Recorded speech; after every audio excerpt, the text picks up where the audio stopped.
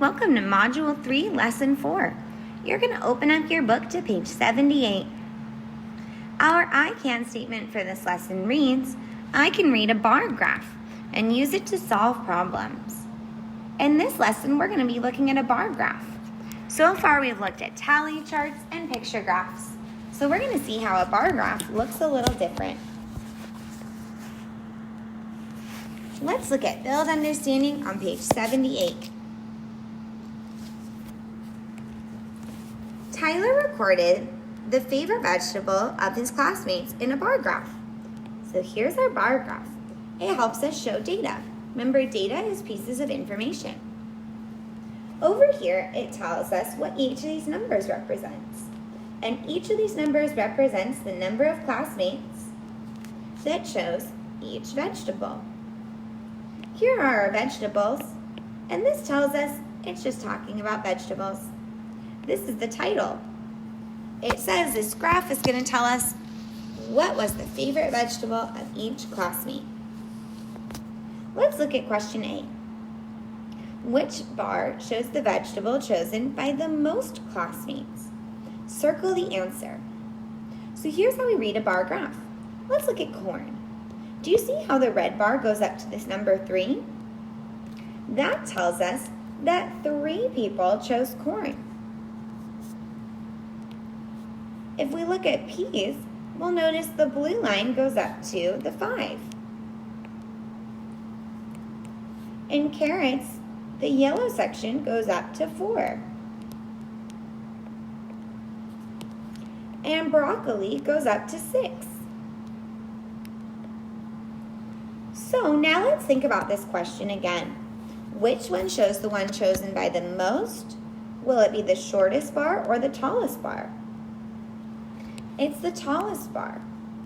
Shows us that most people chose it. So letter B asks us, how can we use the data to help us solve these problems?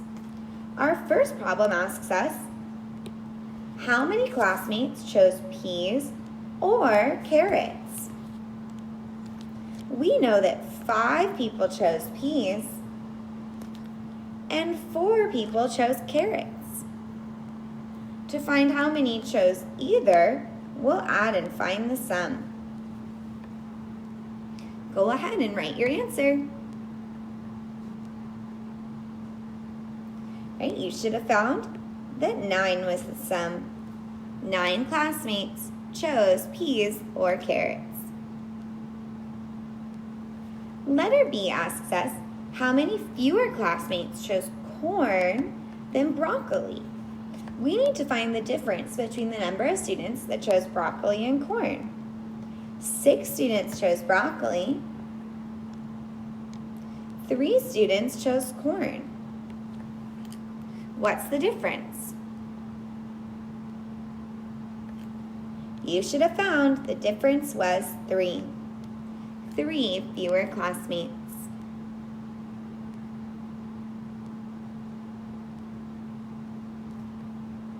Let's look at Step It Out on page 79. You're going to notice this bar graph looks a little bit different. That's why it's important to pay attention to the labels. Now on this side are the children. And on this side are the number of goals. The title tells us this graph will show us the soccer goals scored. So we're going to look at a bar graph showing the number of soccer goals Annie and her friends scored. Let's look at our bar graph.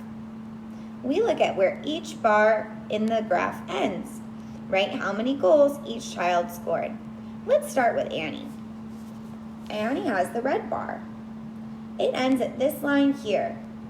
That line is equal to 5 goals.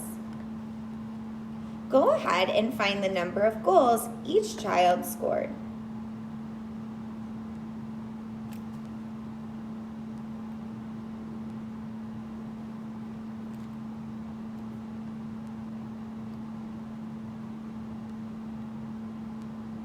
If you need any more time, pause the video. You should have found that Isaac scored 7 goals, Rob scored 3 goals, and Dawn scored 9. Now for letter B, we'll use the data from the bar graph to solve this problem. It asks us, how many more goals did Dawn score than Annie? Well, we know that Dawn scored 9 goals. Annie scored 5 goals.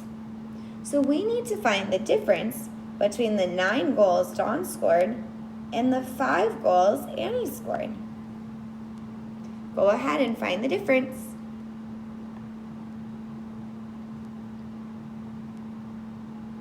You should have found the difference was 4. That Dawn scored 4 more goals.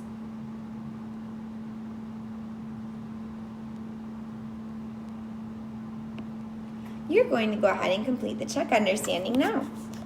The first question asks you to find who scored the fewest goals. Then the second question asks you to find how many fewer goals did Rob score than Isaac. Go ahead and solve now.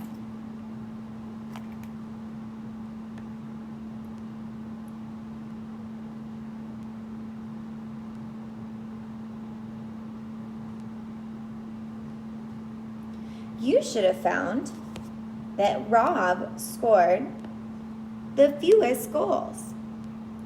When looking at our bar graph, we can see that his bar is the shortest. We know he scored the fewest. For number 2, we needed to find the difference between the number of goals Rob and Isaac scored. Isaac scored 7 goals, and Rob only scored 3. So we need to find the difference between 7 and 3. The difference was 4, so you should have found that Rob scored 4 fewer goals than Isaac did.